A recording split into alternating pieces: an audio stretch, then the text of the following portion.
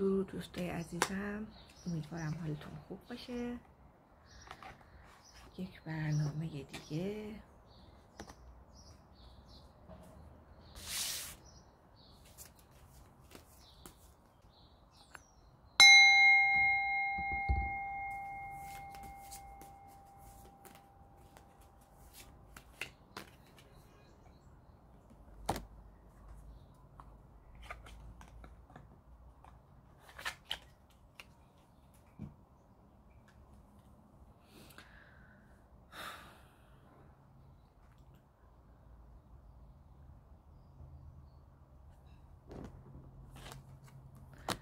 احتمال زیاد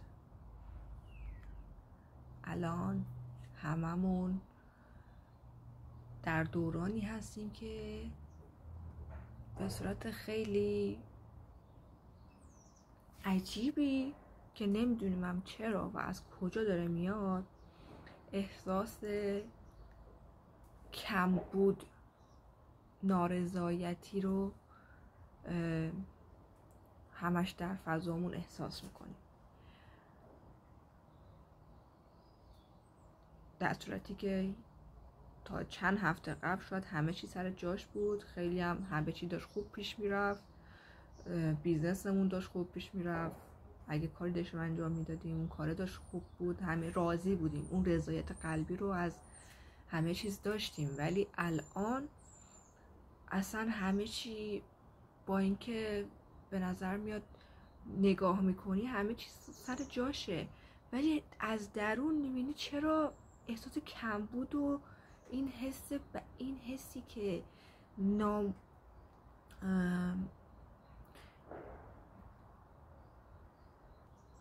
این حسی که لذت بخش هم نیست، این داره از کجا میاد؟ این چیه آخه؟ چرا باید این حس رو داشته باشم من الان در این وضعیت زندگی که و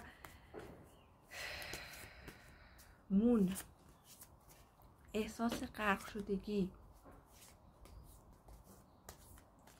ولی نکته‌ای که هست، اینا به خاطر شما نیست، به گیرنده هاتون دست نزنید. داستان شما نیستین، داستان انرژی این روز هاست.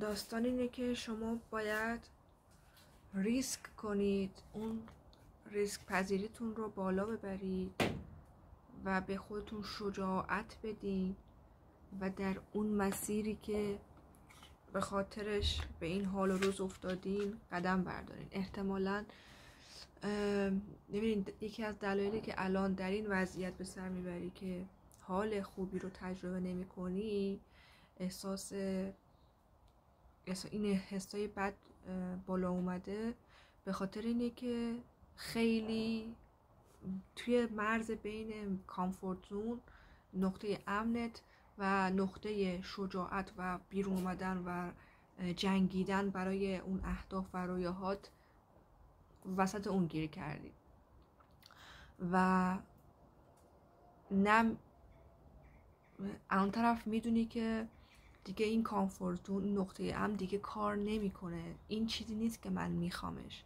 ولی اون طرف هم هنوز عادت نداری، خودتو، بدن تو، ذهن تو عادت نداری به این که پاشی و برای اون خواسته هات بجنگی، اهل ریسک کردن و شهامتش اهلش نیستی، بخاطر خب تا حالا تمرینش نکردی. و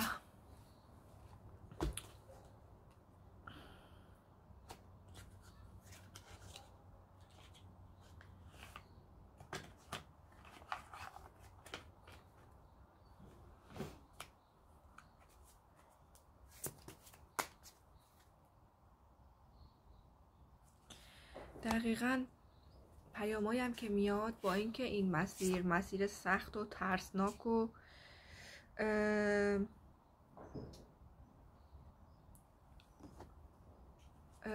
کاری که تا حالا انجامش ندادی، خیلی زیباست، خیلی میدونی که this is what you want، میدونی که این چیزی که میخوایش، ولی این جرأت رو نداری که توش قدم بذاریم، چون به خاطر اینکه خیلی واسط بزرگ و زیباست و جذابه، انقدر که دوستش داری، انقدر این رویا برات زیباست که از ترس اینکه نکنه به اون پرفکتی که تو مغزت نشه اصلا شروعش هم نمی کنی، واردش نمیشه، چون میگی اگه برم توش من نشه چی، اگه این رو حتی رویاش رو هم از دست بدم چی. سر اینه که حتی شروعش هم نمی کنی. ولی پیام هایی که الان داره داده میشه اینه که با وجود همه اون ترس از نرسیدن ها، همه اونا، خودتو به آب و آتیش بزن، خودتو بنداز توی این طوفان. این طوفانی که میبینی، میدونی که خیلی چیزا رو باید قربانی کنی، خیلی چیزا رو باید قربانی کنی برای رسیدن به اون هدف زیبا، از جمله همین نقطه راحتت، شاید یه سری روابطت رو باید سکریفایس کنی، قربانی کنی، یه سری غذاها، یه سری لذت‌ها، یه سری چیزها که همیشه بوده رو لازمه که بدیش بره، که در نتیجه بتونی به اون، چون اونا باعث شدن که نتونی به اون رویاه برسی. و حالا باید خودتو آماده کنی، کمربندهات رو ببندی، با قلب راسخ در این مسیر قدم برداری، قدم های اولت رو برداری. دیگه به قدم اولم فقط تکان نکن، لازمه که آل این بری، صدتو بذاری. فکر کنم این تعبیر سال جدیده، اینایی که پیامایی که داره میاد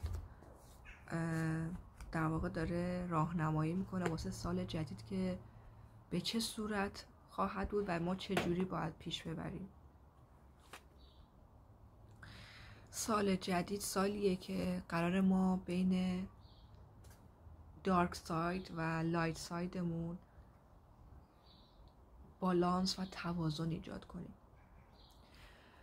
اگه خیلی توی اون نقش آدم خوبه گیر کرده بودیم که من میخوام این آدم خوبه باشم، از ترس اینکه نکنه آدم بدی باشم یه سری کارا نمی کردیم، اونا ریخته میشه. اگه خیلی رو هوا بودی و همش اصلا برات مهم نبود که لایت چیه، به درون رفتن چیه، خوب زندگی کردن، درست زندگی کردن، درست کار بودن چیه، برعکس واسه شما میشه. به خاطر این توازنی که قراره اتفاق بیفته و خیلی هم سخت خواهد بود، چون قراره یک چرخه به پایان برسه، یک چرخه مسموم از زندگیت در این سال جدید به پایان میرسه و این سختیش برای همین کندن ها، این پوست کندن ها، تیکه تیکه همه اون آشغالایی که بهتون چسبیده، و حالا آشغالم نبگو، همه اون اتچمنت ها، اون عشق ها، اون روابط، هر چیزی که دیگه براتون کار نمیکنه، دیگه در سال جدید به درتون نمیخوره، چون قراره یک ورژن جدیدی از شما ساخته بشه برای سال بعدترش. این سال جدید قرار شما رو بسازه واسه سالهای بعدی که داره میاد.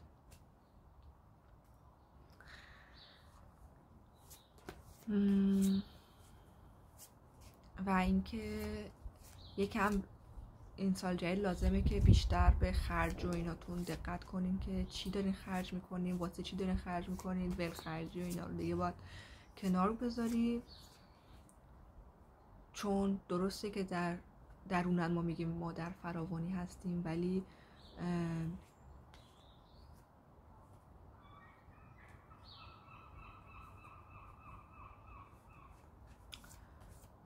وقتشه که بهش فکر کنیم که چرا هدفمندتر پول هامون رو خرج کنیم، درآمد بیشتر به فکر این که یک درآمد ثابتی باشه، یک درآمدی باشه که خیالت راحت باشه واسه چندین سال آینده. بعد لازمه که خیلی جاها شجاعت به خرج بدی و ریسک کنی خیلی چیزا رو.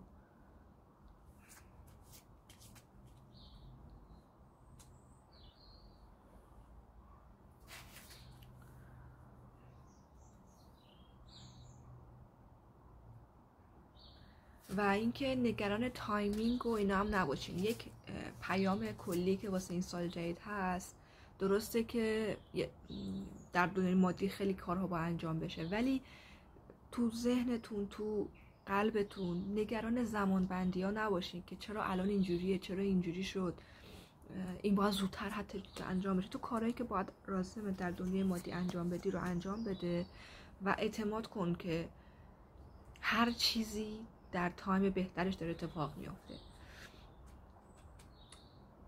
ببین، من نمیگم که هیچ کاری نکن و بگو زمان خودش درست میکنه. نه، تو در دنیای مادی کاری که لازم انجام بدی رو انجام میدی، ولی دیگه نگران نیستی، قصه نمیخوری، بیش از حد فکر نمیکنی به این که چی شد، اینو باید چی کار کنم، چرا الان هنوز به اون جایی که باید نرسیدم.